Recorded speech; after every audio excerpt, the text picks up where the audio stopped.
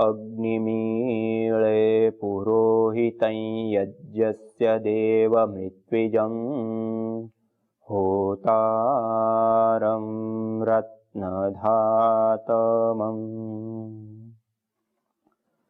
सर्वरक्षक परम पिता परमात्मा को कृतज्ञता पूर्वक प्रणाम करते हुए आइए, जिस परम पिता परमात्मा ने हम सबको यहाँ भेजा, हम सबके लिए अन्न, जल, फल, फूल, वनस्पति, औषधियों से लेकर के समस्त प्रकार के ऐश्वर्य प्रदान किए, और उसके साथ साथ उस ऐश्वर्य का हम कैसे प्रयोग करें, उस ऐश्वर्य का हम कैसे उपभोग करें, और उस ऐश्वर्य का प्रयोग करते हुए हम अपने जीवन और इस संपूर्ण जगत में कैसे हम दिव्यता का आधान करें, उसके लिए जो उस प्रभु ने, उस परमपिता परमात्मा ने हमें वेद रूपी ज्ञान प्रदान किया है, उस वेद रूपी ज्ञान का हम स्तवन कर रहे थे, उस वेद रूपी ज्ञान का हम स्वाध्याय कर रहे थे, उसका चिंतन मनन करते हुए, हम निधिध्यासन करते हुए अपने जीवन में हम पूर्णता को प्राप्त करें, इस हेतु से हम वेद स्वाध्याय, वेद स्तवन कर रहे थे। तो आइए, इसी क्रम में हमने पूर्व में कुछ देखा था कि हमारी जो भारतीय वेदी ऋषि संस्कृति में, जो हमारी परंपराओं में यज्ञों का विधान है, यज्ञ करने की प्रेरणा दी गई है, यज्ञ करने के लिए कहा गया है, और हमारी परंपराओं में बहुत आयात रूप से यज्ञ करने की जो प्रथाएं रही हैं, जो प्रचलन रहे हैं, वो प्रचलन आखिर इतनी बड़ी मात्रा में क्यों रहे हैं, आखिर इसके पीछे क्या रीजन है, क्यों हम इस यज्ञ को करें, यज्ञ को करने से क्या लाभ हमको प्राप्त हो जाएगा, और हमारे ऋषियों ने इसमें इतने सारे क्या लाभ देखे थे, जिसके कारण से हमारे ऋषि मुनि लोग इतने बहुतायत रूप में किया करते थे। और यहाँ तक खाली ऋषि मुनि ही नहीं, हमारे राजा महाराजा लोग जो महलवासी थे, वहां से लेकर के आम सामान्य नागरिकों से लेकर के अरण्यवासी जो हमारे ऋषि लोग हुआ करते थे, वहां तक में सब जगह पर यज्ञों का प्रचलन। आखिर क्यों इतना बड़ा प्रचलन? क्या इसमें इतना बड़ा नॉलेज है, क्या इतना बड़ा विज्ञान है, क्या इतनी बड़ी सिद्धि है, क्या इतने बड़े इसमें लाभ है, जिसको हमारे ऋषियों ने देखा और हमको करने के लिए प्रेरणा दी, करने के लिए हमको कहा। और वेद मंत्रों से लेकर के अलग अलग शास्त्रों में हर कहीं जगह पे, चाहे वेद हो, चाहे उपनिषद हो, चाहे दर्शन हो, चाहे वह ब्राह्मण ग्रंथ हो, चाहे गृह्य सूत्र हो, या कोई भी शास्त्र है, श्रीमद् भगवत गीता तक, सब जगह पे यज्ञों का वर्णन। आखिर क्यों इतना?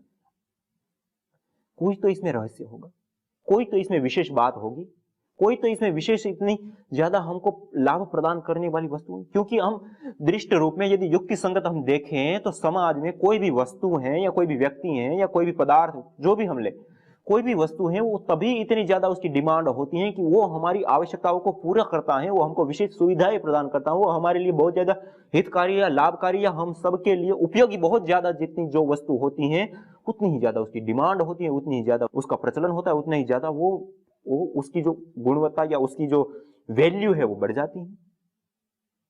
तो हमारी संस्कृति में हम देखें तो यज्ञ को एक प्रतीक माना गया है।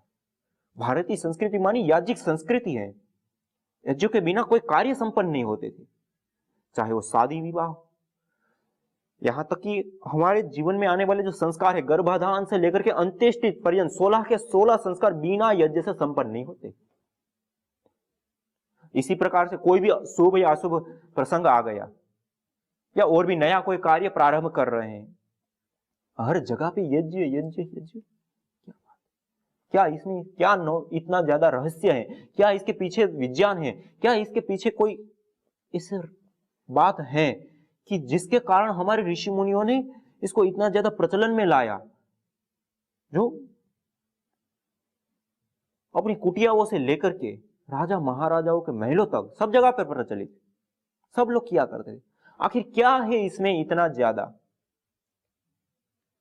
तो एक हमारे लिए एक बहुत बड़ा विचारणीय ये बिंदु है, बहुत ज्यादा विचारणीय ये हमारे लिए तथ्य है कि हम विचारे, सोचे, ठहरे, देखे कि क्या है ये, क्यों हमारे ऋषियों ने इस यज्ञ कर्म के ऊपर इतना भार दिया, इतना वजन दिया, और एक प्रतीक के रूप में हमारी संस्कृति उसको मान रही है। और आज भी जो लाखों करोड़ों साल पहले, जो 1 अरब 96 करोड़ 8 लाख 53,119 वर्ष पुरानी जो हमारी गौरवशाली सा प्रथमा संस्कृति विश्ववारा, जो सर्वप्रथम संस्कृति, वैदिक संस्कृति, ऋषि संस्कृति, भारतीय संस्कृति, जो वेदोक्त संस्कृति है, जिस संस्कृति में पहले से प्रचलन रहा और आज भी उतना ही प्रचलन है, जितना उस समय प्रासंगिक था आज भी उतना ही प्रासंगिक है, यदि हम उस रूप में इसको देखें और उस रूप में इसको अपनाएं, उस रूप में इसका प्रयोग करें। आखिर इस यज्ञ के प्रति इतना वजन, इतना प्रचलन, इतनी ज्यादा व्यापक रूप से इसमें भावनाएं हमारी भर दी हमारे ऋषियों ने, क्यों? एक बार हम ठहरे, एक बार हम सोचे तो हमको इसके पीछे बहुत रहस्य मिलेंगे, बहुत बड़ी बड़ी बातें मिलेंगी, बहुत सारे लाभ मिलेंगे, बहुत सारे तथ्य हमारे सामने उद्घाटित होंगे, जिसके ऊपर हम कई भाग से, कई एपिसोड से हम इसके रहस्यों को देखते हुए आ रहे हैं। हमने कई वेद मंत्रों के माध्यम से भी देखा था कि यज्ञ के जो लाभ विभिन्न हमारे जीवन के लिए बताए गए हैं, वो क्या क्या लाभ हैं, उसके ऊपर भी हमने दृष्टि डाली थी। हमारी आयु लंबी होती है, हम निरोगी होते हैं, बलवान बनते हैं, मनोविकारों से दूर होते हैं, पुष्टि को, सुगंधि को प्राप्त करते हैं, वहां से लेकर के वायु शुद्धि होती है, जल शुद्धि होती है, भूमि उर्वरा बनती है, फसल, फल फूल आदि बहुत अच्छे उत्तम फलते फूलते हैं, और उसके जो गुण होते हैं वो बहुत, यदि वो जब यज्ञ आधारित होते हैं तो उसके जो गुण है वो बहुत बढ़ जाते हैं, और उसका हम सेवन करते हैं तो वो मनुष्य भी जैसा खाए अन्न वैसा होए मन, तो मनुष्य भी उत्तम विचार वाला बनता है, उत्तम कर्म वाला बनता है। और स्वामी दयानंद सरस्वती जी ने तो यहाँ तक बताया कि यज्ञ के द्वारा पैदा हुई जो वायु है, उत्पन्न हुई जो गैस है, जो वायु है, वह वायु देशांतरों को प्राप्त होती है, बादलों को प्राप्त होती है, बादल शुद्ध होते हैं, वहां से वृष्टि जल शुद्ध होकर के धरती पर आता है, धरती भी शुद्ध होती है, जलाशय भी शुद्ध होते हैं, उसके माध्यम से पैदा होने वाले जो अन्न साग सब्जी आदि हैं वो भी इतने ही उत्तम और श्रेष्ठ पैदा होते हैं। उसको खाने वाला जो मनुष्य है तो वो उसको जब खाता है तो मनुष्य भी सात्विक बनता है, उत्तम बल बुद्धि विद्या से युक्त होता है और पराक्रम से युक्त होता है, और वो धर्म अर्थ काम और मोक्ष की सिद्धि को प्राप्त कर लेता। अतः हम देव यज्ञ करते हैं। तो ये देखो कितनी उत्तम बात बता दी, कितनी श्रेष्ठ बात बता दी, एक पूरी श्रृंखला, एक पूरा विज्ञान, एक पूरी रहस्यमय वाणी है, और ये कर्म ही इतना उत्तम कह दिया, यज्ञो वही श्रेष्ठतमम कर्म, बहुत श्रेष्ठतम कर्म, उत्तम कर्म बता दिया। तो यह जो यज्ञ करना कराना वो कोई सामान्य कर्म नहीं, अभी तो अति उत्तम, अति श्रेष्ठ और बहुत बृहद कार्य है, बहुत बड़ा कार्य है, बहुत उत्तम कार्य, बहुत विज्ञान भरा कार्य है। जैसे हमने पूर्व में भी कुछ चर्चा की थी इस विषय में, पूर्व वाले एपिसोड में, कि जो हम यज्ञ करते, हवन करते, अग्निहोत्र करते हैं, तो उसमें पंडित लोगों की क्यों हमको आवश्यकता पड़ती है? क्यों? क्योंकि उसको विशेष रूप से उस विषय का नॉलेज है, ज्ञान है। यदि उसमें गलत पदार्थ हो गया, गलत तरीके से यज्ञ हो गया, तो उसका हमको गलत रिजल्ट मिलेगा। तो वो गलत ना हो जाए उसके कारण से वहां पे सही रूप से, सही पद्धति से, सही टेक्नोलॉजी, ये एक पद्धति है, एक प्रक्रिया है, एक टेक्नोलॉजी है, यदि इसको सही रूप में हम करेंगे तो उसके अनंत लाभ है। शुचि जीव अग्नि सहस्रारंभ, जो यह यज्ञाग्नि की जो ऊर्जाएं हैं, ज्वालाएं हैं, वो सहस्र हजारों लाभ देने वाली है, हजारों लाभों को प्राप्त कराती है। उन सारे लाभों को हम प्राप्त करें, उन सारे लाभों को हम प्राप्त करते हुए अपने जीवन को जिए। क्यों इतनी उत्तम, इतनी श्रेष्ठ पद्धति को हम अपने जीवन में त्यागे? क्यों इतनी श्रेष्ठ पद्धति को हम अपने जीवन में ना अपनाएं? जब तक हमारे नॉलेज में नहीं है, जब तक हम उसको जानते नहीं है, तब तक तो हमसे दूर रहना स्वाभाविक है। लेकिन जब हम उसको जान जाए, जैसे हमारे ऋषियों ने उस यज्ञ को भली प्रकार से जाना, इसलिए उन्होंने अपनी कुटियाओं में अपनाया। हमारे राजा महाराजाओं ने भली प्रकार से उसको जाना, देखा, इसलिए उन्होंने अपने राजमहलों में भी अपनाए, राष्ट्र के कल्याण के लिए भी अपनाए। जैसे वृष्टि यज्ञ आदि भी हम सुनते हैं, तो वृष्टि यज्ञ भी एक पद्धति है, एक प्रक्रिया है। उसमें उस प्रकार के पदार्थों को जलाया जाता है, उससे उस प्रकार की गैसें बनती हैं, विशेष प्रकार की गैसें बनती हैं। वो गैसें वायुमंडल में और बादलों को प्राप्त होती हैं, और वहां पे विशेष प्रकार से बादलों का निर्माण होता है, उसकी वृष्टि होती है, और वो उत्तम जल की वृष्टि होती है, और बहुत लाभकारी वृष्टि होती है। और ये साइंस है, पूरा टेक्नोलॉजी है, विज्ञान है। और इसी टेक्नोलॉजी, इसी विज्ञान के आधार पे भौतिक विज्ञान ने भी जो अलग अलग प्रकार के जो टेक्नोलॉजी निकाले, बारिश करने के लिए प्रयास करते हैं, वो इसी के आधार पे ही तो कर रहे हैं, और क्या है। तो ये एक संपूर्ण विज्ञान है। और डॉक्टर कमल नारायण आर्य जी, रायपुर छत्तीसगढ़ में रहते, जिन्होंने इसके ऊपर अपने जीवन में बहुत विशेष रूप से उन्होंने कार्य किया है और बहुत ज्यादा अनुसंधान भी किया, बहुत अच्छी प्रकार से उन्होंने इसका प्रैक्टिकल किया है और करीब अपने जीवन में उन्होंने 25 बार के आसपास उन्होंने वृष्टि यज्ञ का आयोजन किया और उसमें उनको 75% से भी ज्यादा प्रतिशत में उनको वहां पे सफलता हासिल हुई कि इन पदार्थों को डालने से इस प्रकार की गैसें बनती है और वायुमंडल में जाने से वो विशेष प्रकार की जो गैसें बनती हैं जिसके कारण से बादल, क्योंकि जो घृत हम जलाते हैं उस घृत के जो मॉलिक्यूल्स होते हैं वह मॉलिक्यूल्स एक तो वायुमंडल में जो कार्बन के कण या फिर जो मिट्टी के कण होते हैं, धूल कण जिसको हम कहते हैं, बिल्कुल बारीक जिसको हम पार्टिकल्स बोलते हैं, छोटे छोटे पार्टिकुलेट मैटर, उनको सबको एकत्रित करने का काम करता है, उसमें चिपक जाते हैं क्योंकि उसमें स्निग्धता है, उसमें चिकनापन है, उसके मॉलिक्यूल्स में चिपकते हैं तो वो मिलते हैं। दूसरा, उस घी के अंदर ही उसके मॉलिक्यूल्स में भी वो शक्ति है, वो सामर्थ्य है, वो ऊर्जा है कि वो पानी को धारण करती है, जल को वो धारण करता है, वो शोषित करता है।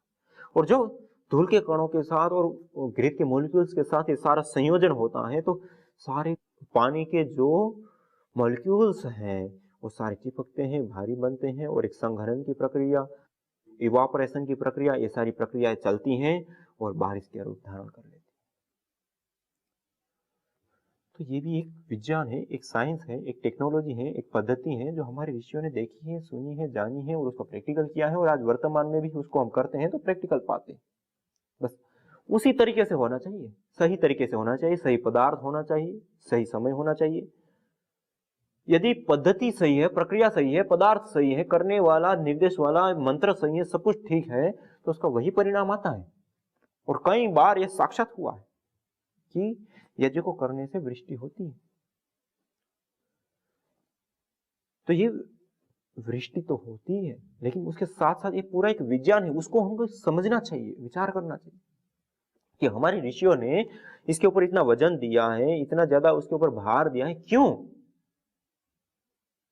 क्योंकि उसका कोई 1, 2, 5 लाभ नहीं अपितु हजारों लाभ है। शुचि जीवो अग्नि सहस्रारम, हजारों लाभ प्रदान करें।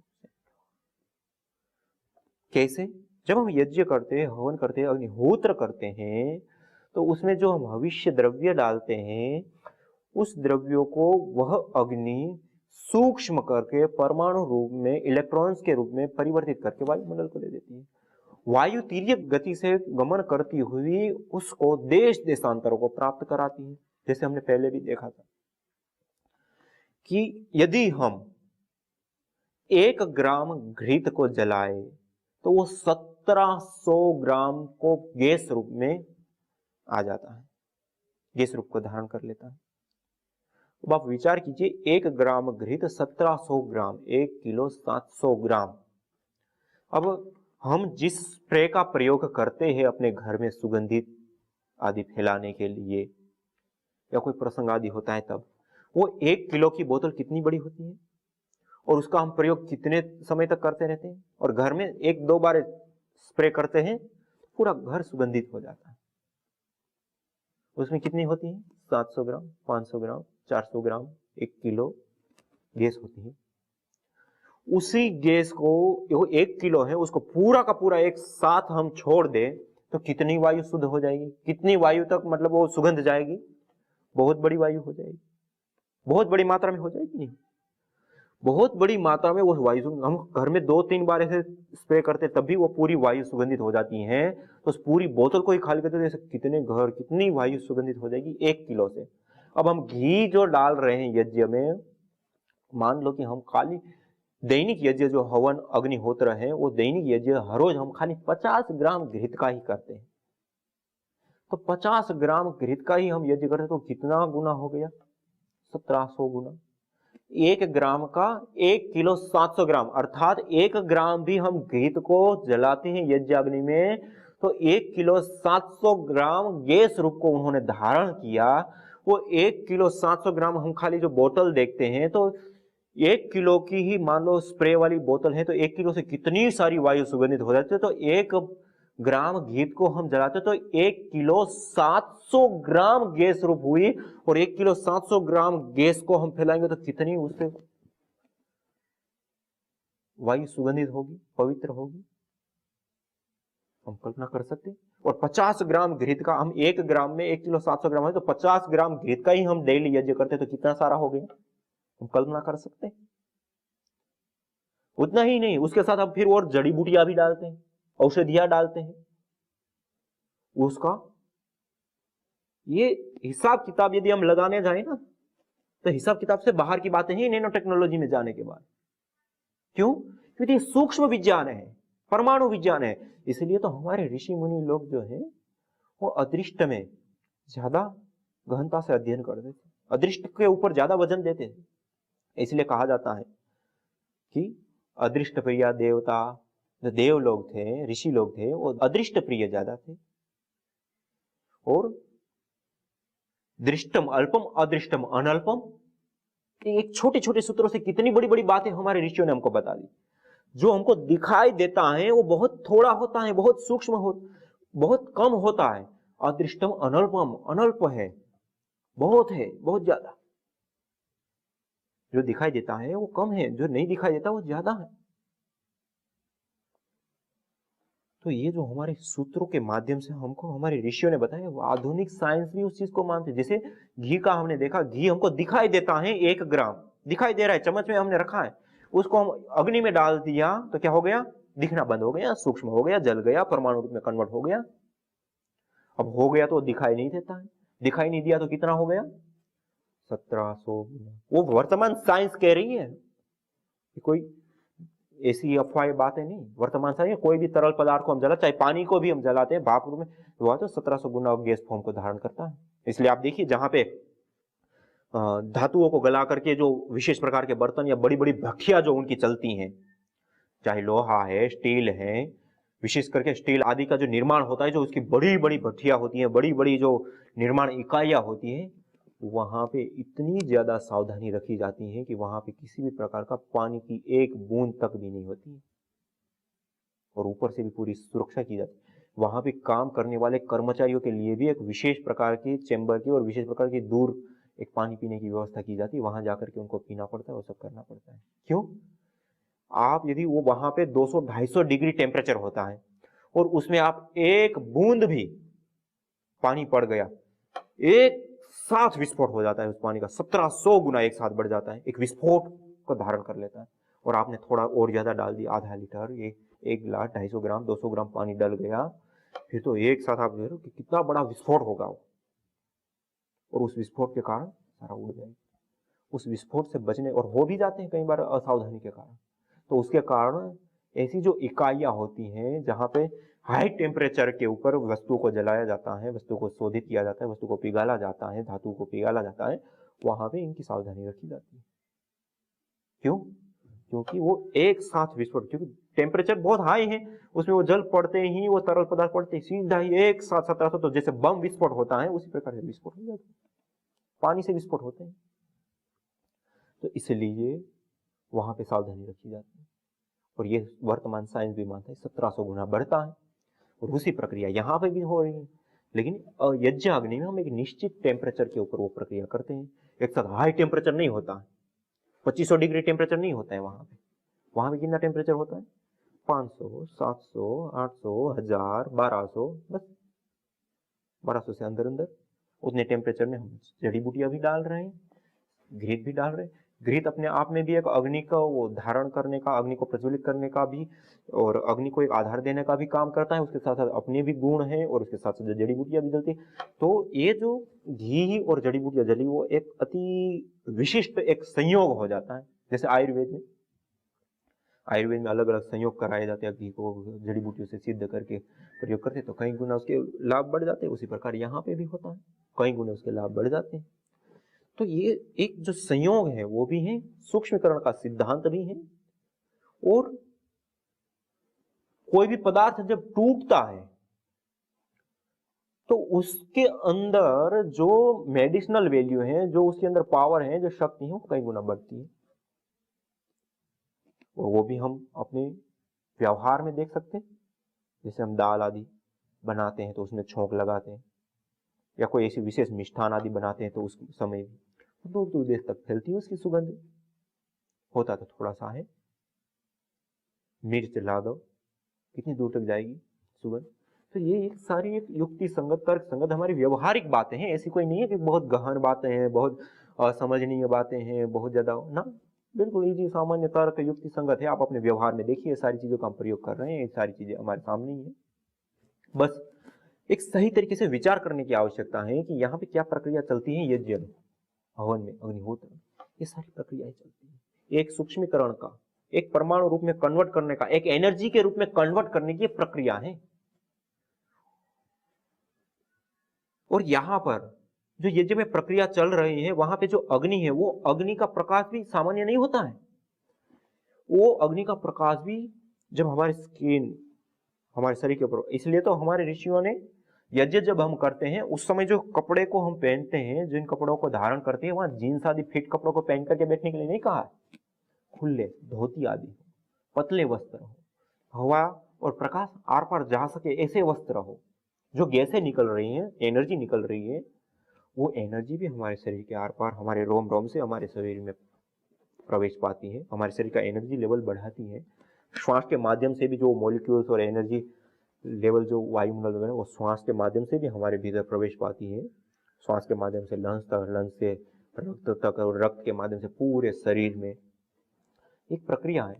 तो हमारे शरीर को तंदुरुस्त रखने के लिए, हमारे शरीर को स्वस्थ रखने के लिए, हमारे शरीर को पुष्टिकारक बनाने के लिए, हमारी ब्रेन पावर को भी बढ़ाने के लिए, हाँ, जो घृत जलता है और उसके बाद हम उसकी जो श्वास लेते हैं उस वायुमंडल में, तो हमारी विशेष करके मस्तिष्क से संबंधित जो भी रोग है, स्ट्रेस, तनाव, चिड़चिड़ापन, नींद न आना, मिर्गी के दौरे आना, या और भी किसी भी प्रकार की कोई नेगेटिव मानसिकता से लेकर किसी भी प्रकार का कोई भी मानसिक रोग है, और बार बार कई लोगों को तो ये समस्या होती है, बार बार भूल जाते हैं। और अभी वर्तमान में बहुत ज्यादा मात्रा में वो समस्या बढ़ रही है प्रदूषण के कारण। जो हम गाड़ी चलाते हैं, पेट्रोल डीजल आदि जलाते हैं, तो उसमें जो शीशा आदि और भी नाइट्रस ऑक्साइड आदि या कार्बन डाइऑक्साइड आदि जो हानिकारक गैसें हैं वो पैदा होती हैं। वो गैसें पैदा होती हैं, वायुमंडल में घुलती है, और लोग नासिका के माध्यम से ग्रहण करते हैं, और नासिका से जो भी हम लेते हैं वो सीधा ही हमारे मस्तिष्क को लगता है, सीधा हमारे मस्तिष्क के ऊपर उसका प्रभाव पड़ता है। अब जब हमारे मस्तिष्क के ऊपर उसका प्रभाव पड़ता है, तो नेगेटिव पदार्थ जैसे हम लेते हैं तो नेगेटिव प्रभाव, अच्छे पदार्थ लेते हैं तो अच्छा प्रभाव, वहां पे भी यही। तो हमने नाइट्रस ऑक्साइड या शीशा आदि जो उसमें जो हेवी मेटल्स आदि जो है उसको धारण करते हैं, तो उससे हमारी मस्तिष्क की जो नसनाड़ियां है, मस्तिष्क की जो कोशिका है, वो दुर्बल हो जाती है, वीक हो जाती है, उसमें विशेष प्रकार की समस्याएं आ जाती हैं, जिसके परिणाम स्वरूप कई सारी व्याधियां, कई सारे प्रकार के दुष्परिणाम आते हैं। इसलिए जब हम श्वास लेते हैं तो श्वास लेने से हमारा जो मस्तिष्क है वो भी प्रभावित होता।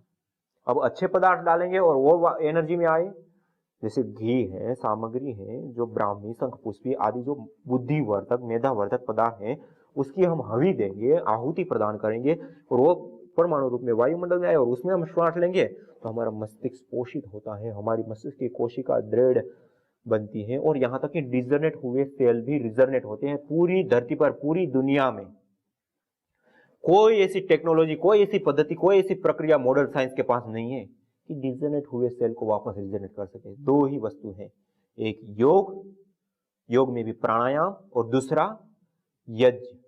ये दोनों के माध्यम से डिजनरेट हुए सेल को भी हम वापस रिजनरेट कर सकते हैं। अर्थात जो किडनी, लीवर या मस्तिष्क से संबंधित नस नाड़ियां सूख चुकी हैं या बिल्कुल फेल हो चुका है, वो भी वापस ठीक हो सकता है इसके माध्यम से, और होता है, प्रैक्टिकल करके देखा है। और आप करिए, आपको भी मिलेगा। तो मस्तिष्क को स्ट्रॉन्ग, शक्तिशाली, याद शक्ति को बढ़ाने, याददाश्त को बढ़ाने वाला, मस्तिष्क को मजबूत बनाने वाला कोई प्रक्रिया है तो वो यज्ञ है। इसलिए हमारी गुरुकुल परंपराओं में यज्ञ अनिवार्य था। सुबह शाम दोनों समय अनिवार्य रूप से अग्निहोत्र कराया जाता था, वहां विद्यार्थियों को बैठना होता है, और उस यज्ञ को करके उस वायु को धारण करते हैं। वहां पे धारण करने से उसका मस्तिष्क मेधावी बनते हैं, और मेधावी बनने के बाद फिर जो भी वो विद्याओं का अध्ययन करते हैं वो उत्तम रीति से करते हैं। स्ट्रेस, तनाव, चिड़चिड़ापन सब दूर हो जाते हैं। सारी मानसिक रोगों से लेकर के शारीरिक रोगों से लेकर सारे रोग दूर, तंदुरुस्त हो जाते हैं, और उसके बाद उस विद्या अध्ययन को, ब्रह्म विद्या को धारण करते हुए वो ब्रह्मत्व को प्राप्त करते। ये हमारी गुरुकुल परंपरा हुआ करती थी। तो इस यज्ञ को हम अपनाएं, इस यज्ञ को अपना करके अपने जीवन में इस जगत में हम दिव्यता का आधान करें, इसको हम समझे, औरों को भी समझाएं, इसको हम खुद आचरण करें, यज्ञ का औरों को भी आचरण करने के लिए प्रेरित करें और अपने जीवन के साथ इस जगत में हम दिव्यता का आदान करें। आज इतना ही। इसी के साथ ओम शांति शांति शांति।